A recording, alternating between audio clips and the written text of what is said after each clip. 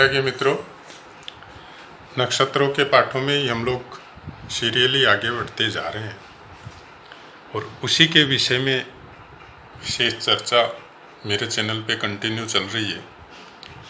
पहले एक एक पाठों के बारे में पर्टिकुलर सब नक्षत्रों का सिंपल पार्ट, टोटल उसके क्या क्या काम होते हैं, इंसान कैसा हो सकता है, पूरी डिटेल में मेरा बताया हुआ है। अभी कर रखे हैं हम लोग स्प्लिट कर दिए अब नक्षत्र को कि नक्षत्र में कौन से चरण में कौन से ग्रह बैठते हैं, उनके ऊपर कौन से ग्रहों की दृष्टियाँ होती है, तो उनका क्या प्रभाव हो सकता है। क्योंकि नक्षत्रों को जब तक नहीं समझेंगे तब तक एस्ट्रोलॉजी को या ज्योतिष को समझना मेरे दिमाग के हिसाब से तो थोड़ा असंभव है। बाकी भावों का, ग्रहों का, वरक कुंडलियों का अपना महत्व है, उसको तो कोई नकार ही नहीं सकता। उनके भावों के विषय में, राशियों के विषय में, ग्रहों के इस विषय में, अष्टक वर्ग है, वेद कहाँ होते हैं, वो सब के बहुत से पाठ में दे चुका हूँ।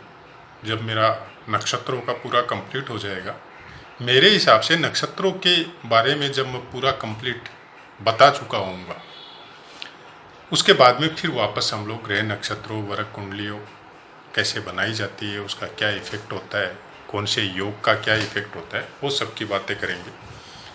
फिलहाल नक्षत्रों का ही पाठ है और आप सुनते रहेंगे, देखेंगे तो शायद आपको भी आश्चर्य होगा कि नक्षत्रों के विषय में भी इतना कुछ बताया जा सकता है क्या। बहुत कुछ है। अगर आप ज्योतिष को जानते हैं, समझते हैं, तो जब ज्योतिष का शुरुआत हुआ था तो शुरुआत नक्षत्रों की वजह से ही हुआ था। फिर ग्रह, तिथि, यही सब बातें जब शुरू से समझते आएंगे। मुहूर्त के विषय में भी बहुत से पाठ में दे चुका हूँ।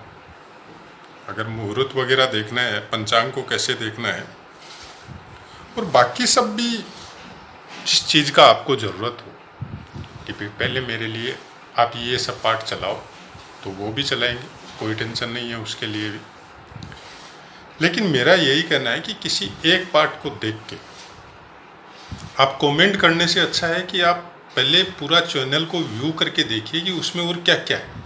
हो सकता है आपको कमेंट करने की या बोलने की ज़रूरत ही नहीं पड़े, आपके हिसाब से आपको जो चाहिए वो चैनल में मिल सकता है। और मैं तो यही कहूँगा कि सबको सुने।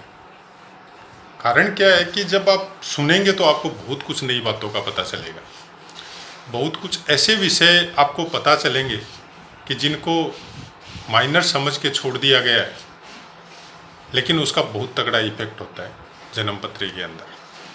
तो चलिए, मैं आपका ज़्यादा समय नहीं लेते हुए शुरू करता हूँ। रोहिणी नक्षत्र, 3 नक्षत्रों का मैं पहले दे चुका हूँ पाठ। आज रोहिणी नक्षत्र है। रोहिणी नक्षत्र का स्वामित्व चंद्र ग्रह को मिला हुआ है। राशि वृष राशि में आता है रोहिणी नक्षत्र, और वृष राशि का स्वामित्व शुक्र को है। नक्षत्रों के द्वारा ही हम लोगों को ये पता चलता है कि कौन से गण का जातक है, मनुष्य है, राक्षस है, देव है। तो रोहिणी नक्षत्र जो है वो मनुष्य गण में आता है। योनियों का भी नक्षत्रों के द्वारा ही पता चलता है। सर्प योनि होती है। वो चरणाक्षर, मतलब आपका चंद्रमा अगर रोहिणी नक्षत्र में है तो कौन से चरण में है, 4 चरण है, तो उसके हिसाब से आपको कौन सा नाम अपने बच्चे का निकालना चाहिए। तो उसके 4 चरणों के हिसाब से अलग अलग अक्षर बताए गए हैं। पहला चरण ओ, दूसरा चरण वा, तीसरा चरण वी और चौथा चरण वू। तो ओ, वा, वी, वू अगर रोहिणी नक्षत्र में जातक पैदा हुआ है तो ये चरणों के हिसाब से अक्षर बताए गए हैं। आप वृष राशि के हिसाब से भी नाम निकाल सकते हैं, अगर अक्षरों के हिसाब से आपको नाम सेटिंग नहीं हो रहा है तो। लेकिन जहाँ तक मेरा कहना है, अगर अच्छा नाम मिल जाए चरणों के हिसाब से भी, तो फिर वो ज़्यादा इफेक्टिव होता है। अब बात करते हैं इसके चरणों के फलों की। तो पहले चरण, 4 चरण है। पहले चरण का स्वामित्व मंगल के पास है, दूसरे चरण का शुक्र ग्रह के पास है, तीसरे चरण का बुध ग्रह के पास है और चौथे चरण का स्वामित्व चंद्र ग्रह के पास है। इसमें इफेक्ट रोहिणी नक्षत्र का क्या होगा? तो आज हम लोग बात करेंगे सूर्य की। मैं लिख देता हूँ यहाँ पे, जिससे क्या है कि आप पाठ देख के कोई भी तो बोर्ड देख के आपको समझ में आ जाए कि आज हम लोग बात करेंगे सूर्य ग्रह की। सूर्य ग्रह अगर प्रथम चरण में होता है तो जातक बुद्धिमान, व्यवहार कुशल और वेशभूषा के प्रति ज़्यादा सतर्क होने की सूचना देता है। जातक को पशुपालन से भी लाभ होता है। दूसरे चरण में अगर सूर्य हो तो जातक का व्यक्तित्व आकर्षक होता है और तेल संबंधी व्यवसाय से जुड़ सकता है ऐसा इंसान। तीसरे चरण में समाज सेवा एवं यशस्वी बनाता है, मतलब यश बहुत फैलता है ऐसे जातक का।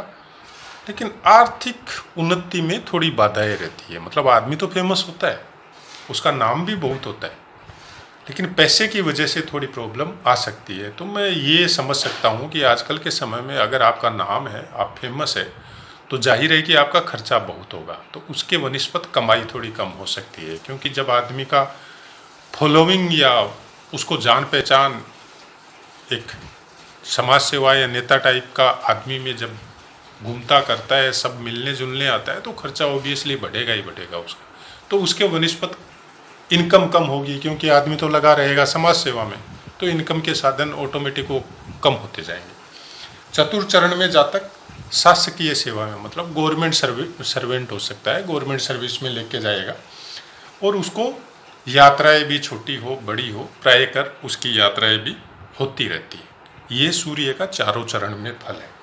अब सूर्य आपका रोहिणी नक्षत्र में बैठा हुआ है, चारों चरणों के हिसाब से फल का एक नॉर्मल प्रेडिक्शन मैंने बता दिया। अब सूर्य किसी भी चरण में बैठा हुआ है और उसके अपोजिट में कोई ग्रह बैठ के उसको दृष्टि दे रहा है, मतलब पूर्ण दृष्टि से कोई भी ग्रह देख रहा है, अपोजिट में हो, चाहे गुरु और शनि ये अलग अलग होके भी देख सकते हैं।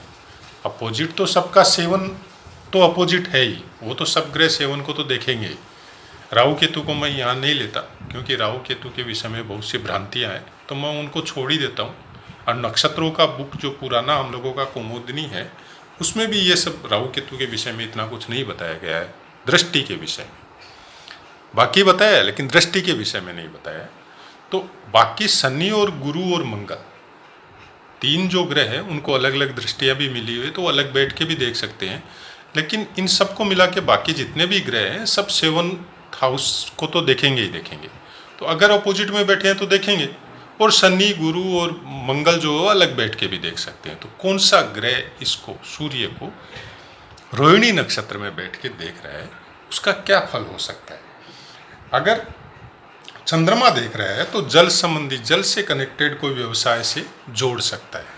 अगर सूर्य रोहिणी नक्षत्र में किसी भी चरण में बैठा हुआ है, चंद्रमा अपोजिट से देख रहा है पूर्ण दृष्टि से, तो जल से संबंधित, जैसे कोई समुद्र से संबंधित या नदी नाव से संबंधित कोई कार्य हो, चाहे स्टीमर का हो, चाहे मछली पालन का हो, कोई भी चीज़ का जल से संबंधित कोई भी कार्य हो, वो वैसा काम आदमी उसके साथ जुड़ सकता है। मंगल की दृष्टि हो तो धनी और यशस्वी बनाती है, जातक सेना या डिफेंस लाइन के साथ जुड़ सकता है। बुध की दृष्टि हो तो परिवार समाज में प्रतिष्ठा दिलाती है, ऐसा जातक समाज सेवा से या मतलब नेता वगैरह हो सकता है, समाज सेवा से जुड़ सकता है।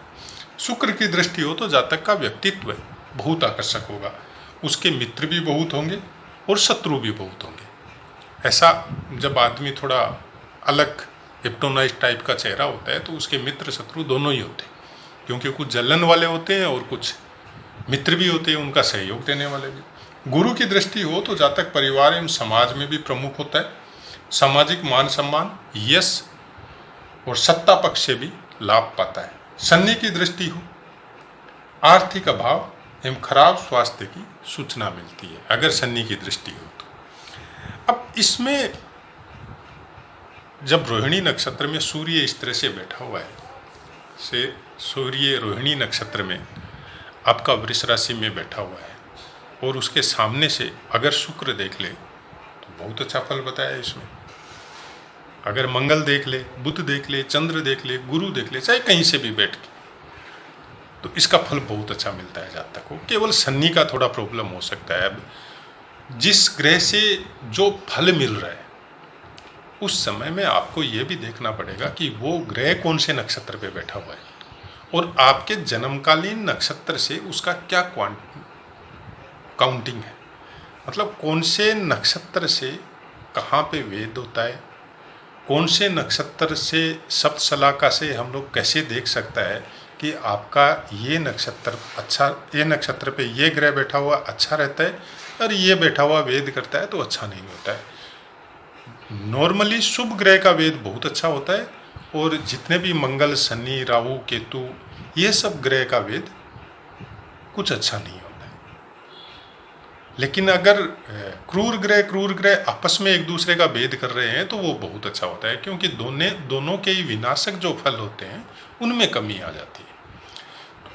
नक्षत्रों के विषय में या नक्षत्रों का प्रिडिक्शन करना जब आपको आ जाएगा, एक नॉर्मल सा प्रिडिक्शन है कि जब आप किसी भी ग्रह को जब देखते हैं कि उच्च का बैठा हुआ है या नीच का बैठा हुआ है, वो एक राशि स्वभाव से मतलब रखता है। ऊंच नीच हम लोगों का बना, शास्त्रों का बनाया हुआ है, लेकिन उसका उतना इफेक्ट जितना हम लोगों को चाहिए वो जब आप नक्षत्रों में घुसेंगे, नक्षत्रों के हिसाब से जब उसको देखेंगे, तब आपको पता चलेगा कि हकीकत में जो नीच ऊंच का जो इफेक्ट आता है वो आता है कि नहीं आता है। क्योंकि नक्षत्रों के चरण के हिसाब से, नक्षत्रों के हिसाब से उसका इफेक्ट का फल प्रिडिक्शन में, जो एक्सरसाइज अभ्यास में मैंने देखा है, बहुत ज़्यादा होता है। मतलब कोई भी वरक कुंडली, अब एक छोटी सी बात है, बहुत बार बोला जाता है कि शनि नीच का है, शनि नीच का है। तो शनि नीच का, आप मान लीजिए आपका मेष राशि का शनि भाग्य में नीच का बैठा हुआ है, लेकिन वरक कुंडली में अंश के हिसाब से अगर वो 2-3 आपका वरक कुंडलियों में वर्गोत्तम हो गया तो फिर वो क्या करेगा, वो खराब फल देगा? मेरे हिसाब से तो नहीं देगा, क्योंकि अगर वो खराब स्थान का मालिक भी है तो भी उसके खराब फल में एकदम न्यूनता आ जाएगी। ये मेरा एक्सरसाइज है, मैं आपके ऊपर छोड़ता हूँ, आप भी लगा के देखिए, अभ्यास में देखिए, अपने परिवार की कोई कुंडली है तो उसमें देखिए और नक्षत्रों के हिसाब से आप लगा के देखिए। आप एक बार जब फर्स्ट प्रिडिक्शन करें कोई भी जन्मपत्री की, चाहे अपनी ही कर लीजिए, आप पहले आप नक्षत्रों के हिसाब से पूरा फल निकालिए उसका, उसके बाद में आइए आप कौन से भाव का कारक है, कौन से भाव में बैठा है, इस भाव से कनेक्टेड इसको क्या फल मिल सकता है, उसको अलग नोट कीजिए, फिर आप कंपेयर कीजिए दोनों में, और फिर एक्चुअल लाइफ में वो इंसान या आप कैसे हैं उसको मिला के देखिए कौन सा ज़्यादा इफेक्टिव है। जब आपको अपने ऊपर उसको मिक्सअप करना आ जाएगा, ग्रहों को, भावों को, राशियों को, नक्षत्रों का फल के साथ, तब आप ये माने कि फिर आप ज्योतिष विद्या में धीरे धीरे ग्रो कर रहे हैं। रिक्वेस्ट इतनी है, जब तक आप खुद नहीं समझे अपनी कुंडली या अपने परिवार की कुंडलियों में, जब तक समझे नहीं इस चीज़ को, तब तक दूसरों को प्रिडिक्शन मत दें। क्योंकि क्या होता है, एक छोटी सी बात पे, ये सब चीज़ों पे इंसान बहुत विश्वास करता है, या कोई नहीं भी करता है, उसको अगर हम लोग कोई नेगेटिव थॉट दे दे तो उसके लिए नुकसानदेह होती है। और नेगेटिव थॉट देना और लेना दोनों ही गलत है। अगर आप बार बार किसी को नेगेटिव थॉट दे रहे हैं तो फिर आपकी भी जो क्वालिटी है ना, वो धीरे धीरे नेगेटिव होते जाएगी, तो वो आपके लिए भी खराब है। कोशिश करिए किसी की नेगेटिव थॉट देने के पहले थोड़ा रुके, थोड़ा उस पर गौर करें कि क्या आप एक्चुअल में इतने बड़े विद्वान हैं कि आप ऐसी बात बोल सकते हैं। नहीं तो मत बोले, डायरेक्ट बोल दीजिए कि भाई आप इसका कुछ ऐसा कर लो। बहुत कुछ है, छोटे मोटे उपाय बता के भी आप उसको शांत कर सकते हैं, लेकिन मुंह से बोलना किसी को, वो सामने वाले के लिए नुकसानदेह भी हो सकता है। तो ये रिक्वेस्ट है मेरी, बाकी आप सबके ऊपर डिपेंड है आप कैसा क्या सोचते हैं। मेरा कोशिश है यही है कि इस ज्ञान को जितना फैला सके या जितना जान सके हम लोग घरों में, जिससे भ्रम का जो वातावरण इन सालों में बन गया है ज्योतिष के प्रति, वो निकले। कम से कम आप अपने कर्म करें, और फालतू की जो थॉट या भ्रम जो बनाया जाता है उससे निकल जाए। और ज्योतिष के विषय में जब हम लोग पढ़ने या बेसिक नॉलेज या डीप थिंकिंग या डीप नॉलेज में भी जाते हैं तो एक प्लस पॉइंट तो हम लोगों के साथ होता है, एक या कई प्लस पॉइंट होते हैं जो मेरे परिवार में या मैंने मेरी लाइफ में देखा है कि आपके एक तो आचार विचार जो है बहुत अच्छे हो जाते हैं और खुद की एक मानसिकता थोड़ी अलग होती है, बाकी सबसे अलग टाइप से अपनी ज़िंदगी गुजारना चालू कर देते हैं। क्योंकि फिर आपको एक ट्रूथ समझ में आता है कि हकीकत क्या है और हम लोग क्या कर रहे हैं। कर्म करना कंपलसरी है, बगैर कर्म के बगैर काम के आप अपना पेट या अपना परिवार या अपने आप को नहीं चला सकते। कोई ज़रूरी नहीं है कि आप एस्ट्रोलॉजी में ही प्रोफेशन हो, आप दूसरा काम भी कर सकते हैं तो भी ये ज्ञान आपको वहाँ काम आएगा। कारण इसकी वजह से आपका माइंड का जो ब्लड सर्कुलेशन है वो बहुत ज़्यादा ग्रो करता है, तो ऑटोमेटिक आपका माइंड का जो पावर है वो ग्रो करता है। आशा है मित्रों आपको समझ में आया होगा। पाठ से संबंधित अगर कोई क्वेश्चन है आपका तो बेझिझक कमेंट मारिए, 100% आपको आंसर मिलेगा। जय माता।